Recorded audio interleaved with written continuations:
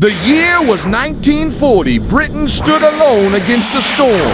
The fate of a nation rested not on land or sea, but in the open sky. Outnumbered and outgunned, a handful of young pilots rose to defend freedom itself. This is the story of the Battle of Britain, the RAF's finest hour. Battle of Britain, the RAF's finest hour. The summer of 1940 brought not war, but fear to the British Isles. France had fallen, Europe lay under Nazi control, and only a narrow stretch of seas stood between Adolf Hitler and his dream of conquest, Operation Sea Lion. The planned invasion of Britain was ready, but before German boots could touch British soil, the Luftwaffe had to destroy the Royal Air Force. What followed was not just a battle for air superiority, but a fight for civilization itself. The Battle of Britain began in July 1940, and the skies above the English Channel became a crucible of courage.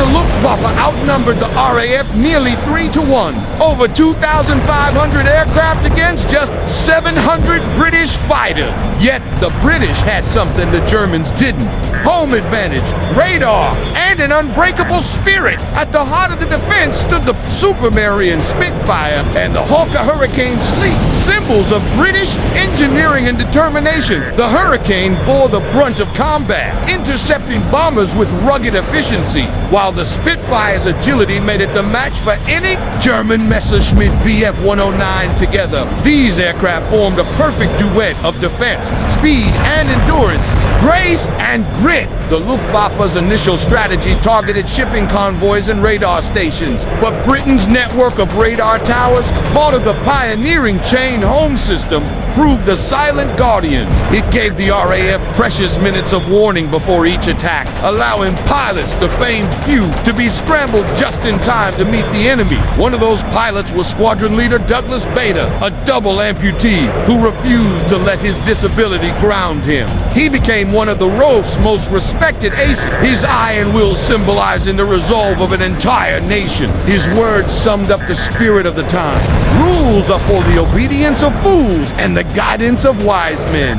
As July turned to August, the Luftwaffe shifted tactics. Now they aimed directly at airfields, aircraft factories, and the fighter command itself. Bombs rained down daily, hangars burned, runways were cratered, and mechanics worked through the night under candlelight to keep the hurricanes flying. Every takeoff was a gamble, every landing a miracle. But despite the losses, the RAF refused to break. Pilots flew 4, sometimes 5 sorties a day, returning with fuel tanks nearly empty and bullet holes stitched across their wing. Ground crews patched them up within hours, sending them back into the fray. Then came Adlertag, Eagle Day, on August 13, 1940. The Luftwaffe's allowed assault to crush the RAF once and for all. German bombers filled the sky, escorted by waves of the British scrambled everything they had. The skies over southern England turned into swirling chaos.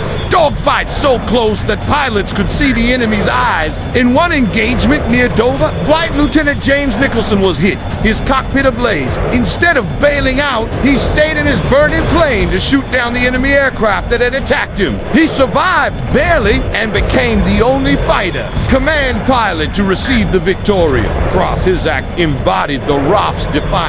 Burn if you must, but never bow. By early September, the Luftwaffe changed tactics again, turning their fury on London itself. The Blitz had begun. Night after night, the capital burned, but the attack gave the RAF a crucial reprieve. Airfields recovered, and pilots could finally regroup. The Germans had underestimated Britain's endurance and overestimated their own strength. The turning point came on September 15, 1940. The Luftwaffe launched a massive raid against London, confident it would be the final blow. But the RAF met them from Beacon Hill to Hornchurch, from Tangmere to Northolt. Squadrons rose in waves. Winston Churchill watched from the control room of Fighter Command, silently tracking each report. By day's end, the Luftwaffe had lost twice as many planes as the RAF. The invasion was postponed, then quietly abandoned. Britain had survived. In the aftermath, Churchill spoke words that became immortal. Never in the field of human conflict was so much owed by so many to so few. Those few, barely 20 years old.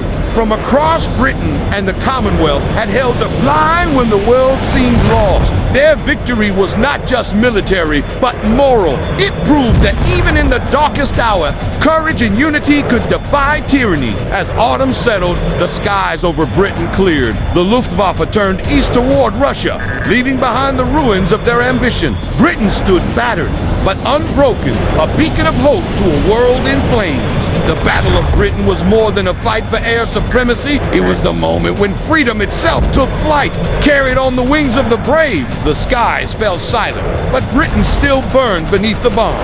Victory in the air could not stop the storm that came by night. Now, a city would face the fury of the right and endure with unshaken spirit. Join us in the next episode, The Luftwaffe Blitz, Germany's aerial siege of London. Thanks for watching, and I'll see you in the next story.